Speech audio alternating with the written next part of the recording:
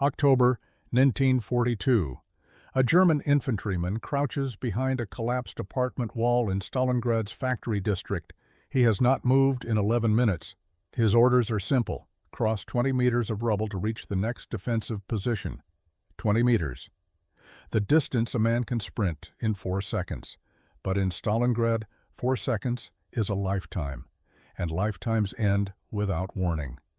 He watches the gray sky, calculates angles, searches windows in the skeletal buildings across the street. He sees nothing. He hears nothing. The city smells like burned brick and death. He takes a breath, commits to the movement, and stands. He makes it 3 steps before the world disappears. The bullet enters below his left eye and exits through the back of his skull, and he is dead before his knees buckle. No one sees the muzzle flash. No one hears the report echo through the ruins. Somewhere in the wasteland of shattered concrete and twisted steel, a woman in a Soviet uniform works the bolt on a Mosin-Nagant rifle and watches through a scope as the body settles into the rubble. She does not smile. She does not feel triumph. She simply adds one more tally to a count that will eventually reach 309 confirmed kills, making her the deadliest female sniper in recorded history. Her name is Lyudmila Pavlichenko, and by the time the Germans learn to fear her, she has already become something that no longer entirely exists in the daylight world. She was born Lyudmila Mikhailivna Pavlichenko in 1916 in Bila Tserkva, a small city south of Kiev. She grew up in a Ukraine that was being transformed by Soviet industrialization, where young women were told they could be anything, do anything. She worked in a munitions factory. She joined a shooting club because a boy told her that shooting was not for girls, and she was the kind of person who heard that as a challenge rather than a limitation. She discovered she had a gift. Her hands were steady. Her breathing was controlled. Her eyes could track movement that others missed. When Germany invaded the Soviet Union in June 1941, Lyudmila Pavlichenko was 25 years old, a university student studying history, a competitive marksman with scores that rivaled men twice her age. She walked into a Red Army recruiting office and volunteered for infantry service. They tried to assign her to nursing. She showed them her marksmanship certificates and demanded a rifle. They gave her a Mosin-Nagant M1891-30 and sent her to the front, where she would prove that sometimes the most dangerous thing in a war is not the soldier who wants glory, but the one who simply refuses to miss. Stalingrad in 1942 was not a city. It was a vision of the end of the world rendered in smoke and shattered stone. The Germans had pushed to the Volga, and Stalin had ordered that the city bearing his name would not fall. What followed was urban warfare at its most primitive and most brutal. Buildings became fortresses. Streets became killing corridors. Every floor of every structure was contested. Snipers ruled this landscape because in Stalingrad, the soldier who could kill at 300 meters without being seen held more tactical value than a tank. The rubble provided endless hides. The ruins created sight lines that shifted with every artillery barrage. And in this hell of close-quarters annihilation, Pavlichenko found her perfect hunting ground. She understood immediately that urban sniping was not about marksmanship. It was about patience, field craft, and the ability to become part of the landscape. She learned to move through rubble without disturbing dust patterns. She learned which shadows held depth and which were merely stains on concrete. She learned to read the psychology of her targets, to predict where they would move and when their fear would overcome their discipline. And she learned that the Mosin-Nagant in her hands was not merely a rifle. It was an extension of her will, a tool that transformed intent into mortality at ranges where her enemies could not fight back. The Mosin-Nagant M1891-30 was not elegant. It was a weapon designed by committee in the final decade of the 19th century, refined through decades of Russian pragmatism and Soviet mass production. It weighed 4 kilograms unloaded. It measured 1 meter 23 centimeters from buttstock to muzzle. Its bolt action was heavy and required firm manipulation, nothing like the smooth German Mauser mechanisms that slid like oiled silk. The rifle held 5 rounds in an internal magazine, loaded either singly or via stripper clips. It fired the 7.62 54mm cartridge, a rimmed round that generated substantial recoil and could punch through brick, wood, and human flesh with equal indifference. By conventional standards of firearms engineering, it was crude. By the standards of Soviet military doctrine, it was perfect. It could be buried in mud, frozen in ice, dropped from moving vehicles, and still fire when asked. It was manufactured by the millions in factories across the Soviet Union, turned out by workers who had never held a rifle before, but who understood that every weapon they completed might save a Soviet life or end a fascist one. And in the hands of a sniper who understood its capabilities and limitations, it became something approaching supernatural. Soviet snipers did not receive rifles off the assembly line. Their weapons were hand-selected, tested for accuracy, and modified to transform mass-produced infantry arms into precision instruments. Pavlichenko's Mosin-Nagant had been chosen from hundreds because its barrel showed exceptional consistency. The bore was smooth, the rifling was sharp, and when test fired at 300 meters, 5 shots grouped within a circle the diameter of a clenched fist. The rifle was fitted with a PU scope, a 3.5 power telescopic sight that was shock-resistant, simple, and reliable. The trigger had been worked over by an armorer until it broke cleanly at just under 2 kilograms of pressure. The stock had been bedded to ensure the barrel sat perfectly in the wood, eliminating vibration and maintaining zero across temperature changes. These modifications did not make the rifle magical. They made it consistent, and consistency in a sniper's hands was worth more than any amount of power or range. Pavlichenko could place a bullet within 10 centimeters of her aim point at 400 meters. At 300 meters, where she preferred to work, she could choose which eye to destroy. The rifle's maximum effective range extended beyond 800 meters, but Pavlichenko rarely took shots beyond 300. Distance provided safety, but it also removed certainty. At 300 meters, she could see faces. She could read body language. She could distinguish between officers and enlisted men, between veterans who moved with economy and new arrivals who still believed that speed meant survival. She could account for wind, for the slight drop in bullet trajectory, for the 1.2 seconds of flight time between trigger press and impact. Beyond 400 meters, variables multiplied. Wind became unpredictable. Mirage distorted images. The target might move during the bullet's flight. Pavlichenko was not interested in possible kills. She was interested in certain ones. Her hunting method was built on absolute patience. She would select a hide before dawn, crawl into position, and remain motionless for 16 hours or more. She learned to ignore thirst, hunger, the need to urinate.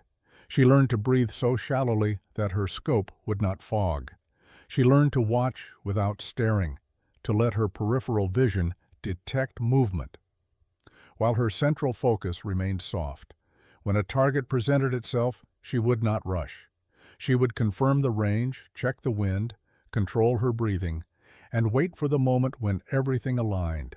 The shot itself was almost anticlimactic, a slow exhale, a gentle press.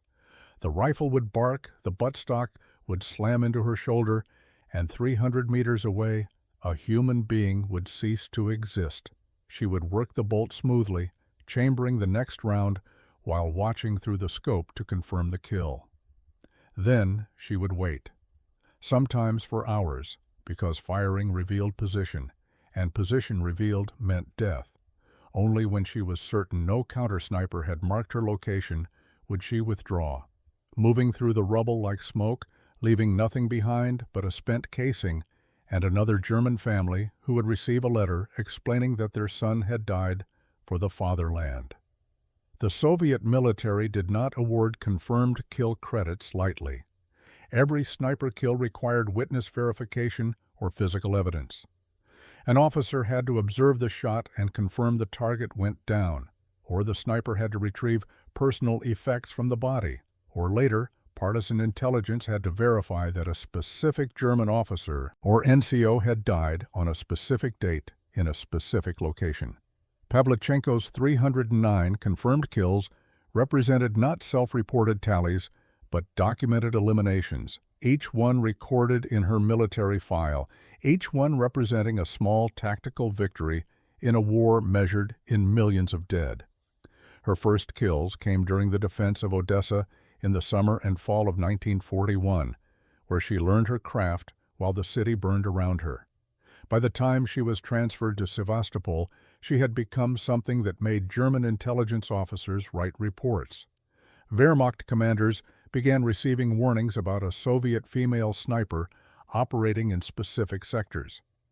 Soldiers were instructed to avoid patterns, to move only during artillery barrages, to never expose themselves in the same location twice. It did not save them. Pavlichenko understood that every human being developed patterns even when trying to avoid them. The soldier who never used the same route twice would still favor certain types of cover. The officer who varied his inspection times would still need to inspect.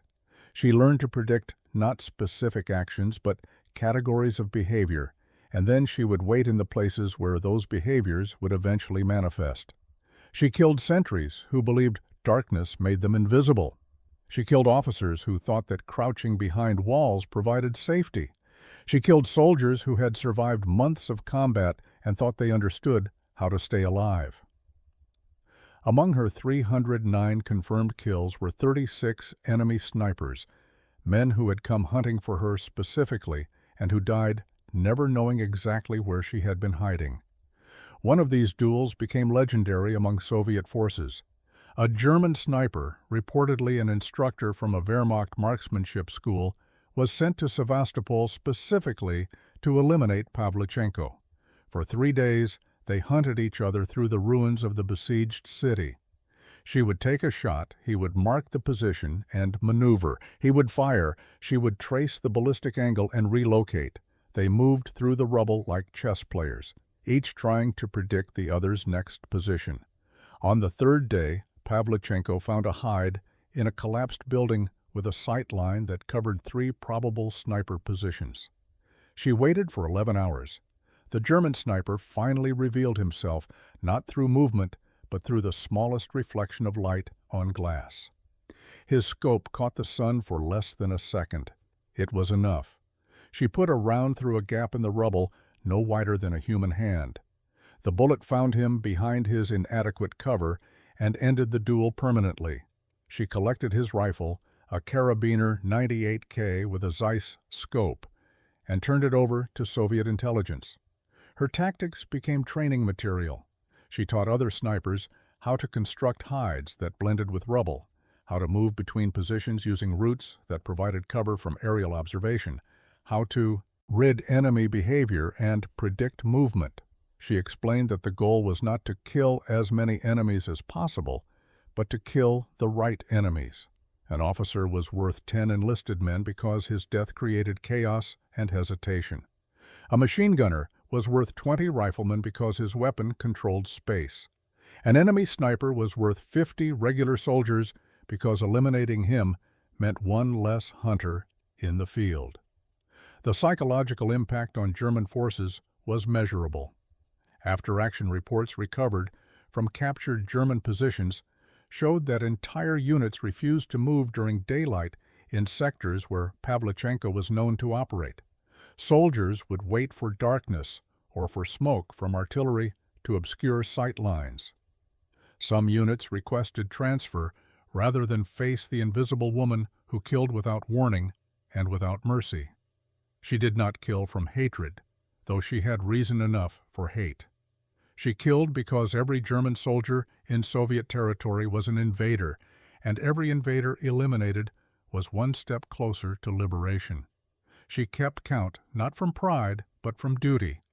Each number represented a fascist who would never burn another village, never execute another civilian, never advance another meter into her homeland.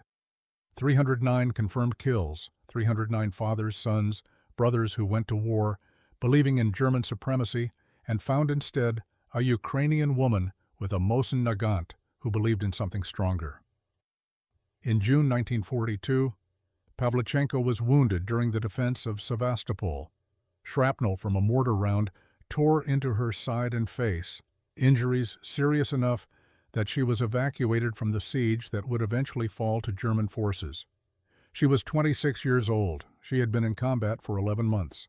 She had killed 309 confirmed enemy soldiers, and her war, at least the part fought with a rifle, was over.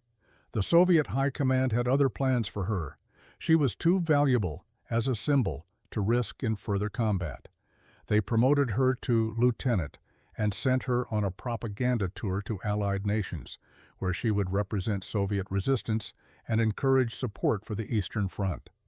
She traveled to the United States, where she met Eleanor Roosevelt and spoke at rallies attended by thousands.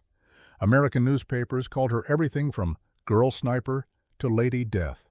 She gave speeches describing the reality of the Eastern Front, the brutality of German occupation, the necessity of opening a second front in Europe. She smiled for photographs and wore her uniform with its medals and decorations. But the woman in those photographs was not entirely the same person who had crouched in Sevastopol's ruins with a Mosin-Nagant and counted Germans through a scope. That person remained in the rubble, watching, waiting, a ghost that would never entirely leave. After the war, Pavlichenko completed her university studies and became a historian.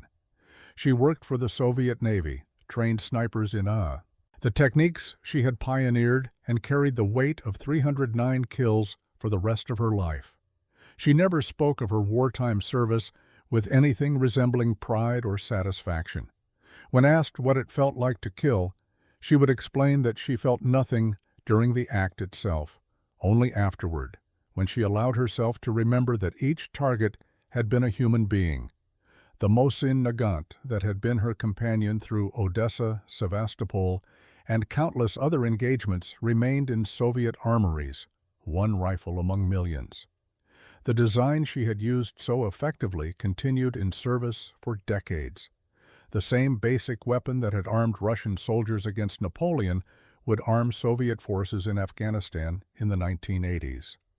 Even today, Mosin-Nagant rifles appear in conflict zones around the world, century-old designs still capable of killing at ranges that make modern soldiers nervous. But the rifle was never what made Pavlichenko dangerous. The rifle was simply a tool, a means of projecting will across distance. What made her lethal was the combination of skill, patience, and absolute commitment that transformed a factory worker and university student into something that made professional German soldiers afraid of daylight. She died in Moscow in 1974 at 58 years old, decorated as a hero of the Soviet Union, remembered as the most successful female sniper in history. But her real legacy was not the medals or the kill count or the propaganda value. Her legacy was the understanding that in war, the most dangerous opponent is not the one with the best equipment or the most training. It is the one who refuses to be anything other than absolutely certain, who will wait 16 hours for a 4-second shot, who understands that patience is a weapon more deadly than any rifle. In Stalingrad and Sevastopol and Odessa, in the ruins where empires collided and millions died, Lyudmila Pavlichenko had become invisible, not through technology or tactics, but through pure, disciplined will. She had walked into the fire with a rifle that cost 20 rubles to manufacture and emerged as something that made invaders fear the silence between gunshots. And when she finally walked away from the war, part of her remained forever in those ruins, watching through a scope, waiting for the perfect shot, a ghost that would haunt the German army's nightmares long after the rifles fell silent and the rubble was cleared away.